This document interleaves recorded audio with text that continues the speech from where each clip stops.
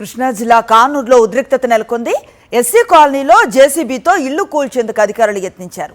అధికారులను ప్రతిఘటించాడు ఇంటి యజమాని.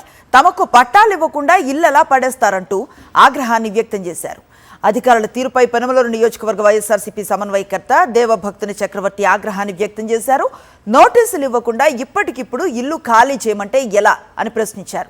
బాధిత కుటుంబానికి న్యాయం చేయాలంటూ అక్కడే బైఠాయించారు చక్రవర్తి. దీంతో అధికార యంత్రాంగం హుటాహుట్న దిగివచ్చి బాధిత కుటుంబానికి ఇంటి పట్టా అందజేసింది.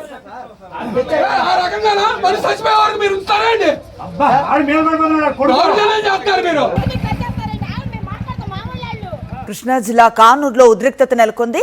ఎస్సీ కాలనీలో జేసీబీతో ఇల్లు కూల్చేందుకు అధికారులు యత్నించారు. అధికారులను ప్రతిఘటించాడు ఇంటి యజమాని.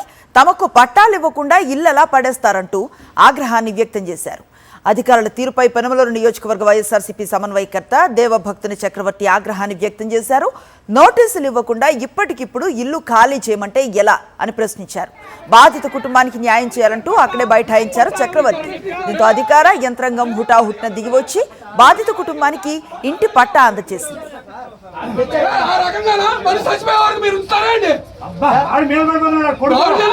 మీరు